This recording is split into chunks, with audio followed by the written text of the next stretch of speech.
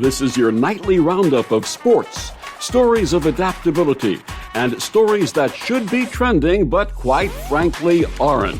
Here's your host, Alex Garrett. Well, nightly, early morning, you get the point. It's the early edition of Alex at 6 because I've got a few things to say that I want to say before even putting up the next episode. And we got a great one with Terry Tucker, but I gotta say this. What's happening today in New York is such a compare and contrast. Not just New York City, but New York's Long Island also. See, this week, President Trump's going to visit the family of Officer Diller, the officer who lost his life in the line of duty. Might have been an ambush attack. It looks like it was in Queens. And yet, we wonder, and I wonder, if the sea of blue that the left has to see whenever we see a funeral procession for a fallen officer, whenever we see tons of cops lining Fifth Avenue for a fallen officer or even fallen firefighter, you have to wonder if the left is sick of that. Because shouldn't we learn every time there is a sea of blue, of men and women in blue, mourning a fallen officer? Shouldn't we learn that when someone has priors, they shouldn't be back out on the street like it's nothing? Shouldn't we learn that those who are committing these acts of horror and killing and murder are not just some misdemeanor criminal? No, they're a felon. They're a felon, Alvin Bragg. Shouldn't we learn that by now? Shouldn't we have to say to ourselves, we're done seeing the cops have to honor a fallen one. We want to protect our officers before they become a fallen officer. The whole idea that Brad Lander and those who continued in 2020 to say defund the police are now mourning a lost fallen officer, get lost. You know, everybody criticizes how thoughts and prayers after a mass shooting is not enough. Well, thoughts and prayers after a fallen officer is shot in the line of duty is no longer acceptable. Take action. Let me say that again. Thoughts and prayers with the family after a fallen officer who was in his prime, just had a baby, and now is to be buried in Massapequa. Not enough. Leftists who want to blame the right for thoughts and prayers commentary after a mass shooting. Well, you know what? Your thoughts and prayers are empty as well in this department. Because you don't defend the police departments across the country, especially not in New York. If you learn from Blue Bloods and real life situations, how many times are the police arresting someone and then all of a sudden they're back out on the street hours later? 21 priors this murderer had up in out in Queens before killing Officer Diller. Shouldn't seeing the sea of blue every time there's a cop funeral be an eyesore? I think, to me, unfortunately, when a cop gets killed, it's a time when the city comes together. But if you look at the behavior of the last 5 years, the unity and the attempts at unity feel empty. Because I'm sure the assembly people in Massapequa who are going to mourn the loss of Officer Diller today and tomorrow and over the weekend are not going to go up there and change bail reform, are they? We'd hope they are, but I don't know if they will.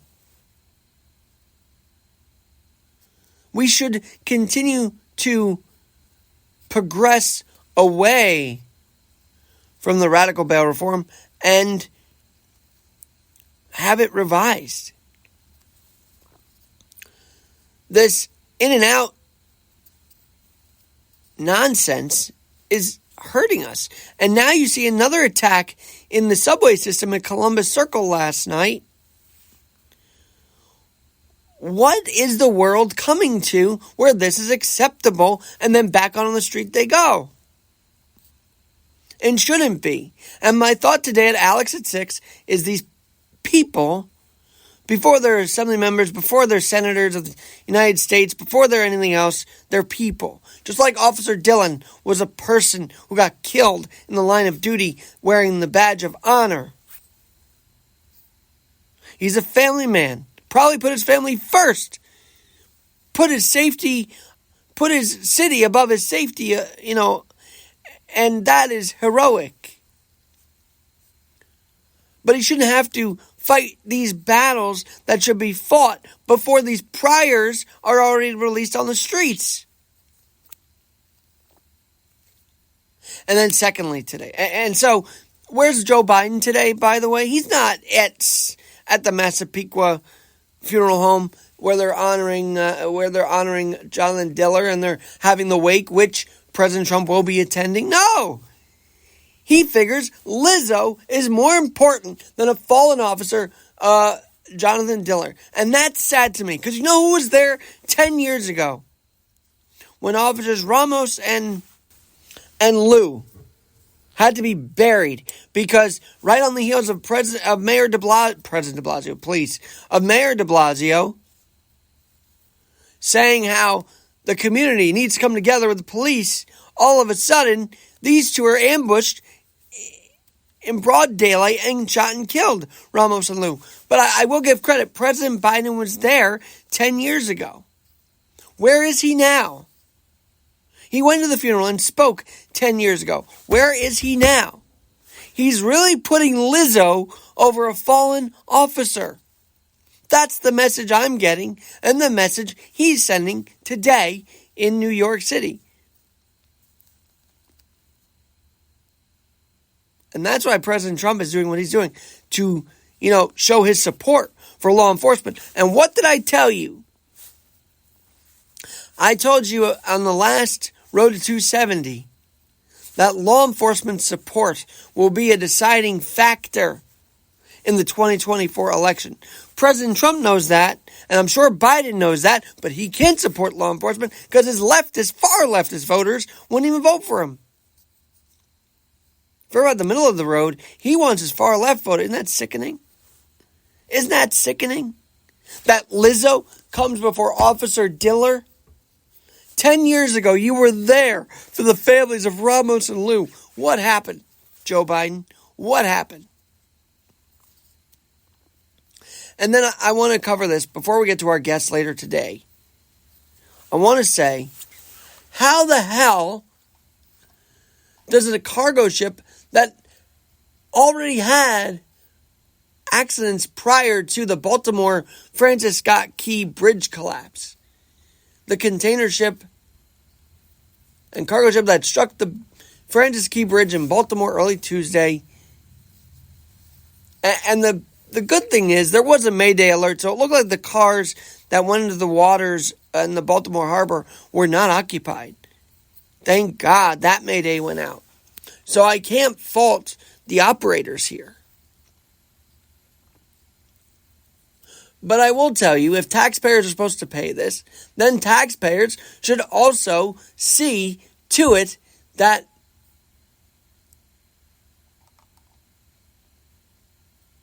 the group behind it, Dali, D-A-L-I, was involved in at least one prior accident when it collided with a shipping pier in Belgium.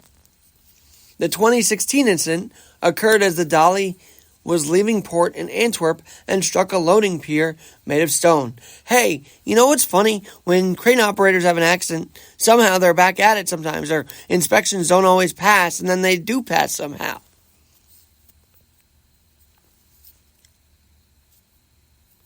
Well, I get that this cargo ship lost power and it did everything it could. Its crew actually did everything it could to avoid as much loss as possible by issuing the Mayday. But to not hold Dali, the ship's management, if you will, Maersk, is actually the company Maersk, The same company chartering it during the Baltimore Harbor incident. It's a 9-year-old container ship which passed previous inspections. But let me tell you, there was a deficiency in June at the port of San Antonio in Chile. Officials discovered a deficiency with propulsion and auxiliary machinery, but it wasn't serious enough, apparently, to remove the ship from service. Well, it should have been. It should have been. One little issue like that, should it still be operating? I don't think so. So shame on Maersk, and shame on whoever did these inspections. The Tokyo MOU, an intergovernmental maritime authority in the Asia-Pacific region, for not forcing Maersk to do more of a look. If it's had power failure before, if it's had an accident before, why is it operating in an American port that's so vital to our country's supply chain? So vital to making sure that bridge stays upward. These conspiracy theories are nonsense. But when you look at this and say Maersk continued to run Dolly after an inspection in June, after a accident in 2016, why didn't they just put the ship out of commission and really reevaluate it? Doesn't make sense to me. So I hope Maersk and not the taxpayers are held accountable for fixing this mess, President Biden, while you're here with Lizzo and not the family of Officer Diller. I'm sorry that you can't make time for a cop who laid his life on the line, got himself killed in the line of duty for our city. And yet you're asking taxpayers to pay this bridge and aid package for Baltimore, but not hold the company Maersk responsible for this? Something's got to change with that and your itinerary.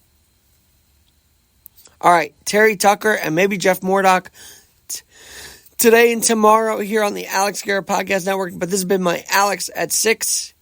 God rest the soul of Officer Jonathan Diller. And may our left of center friends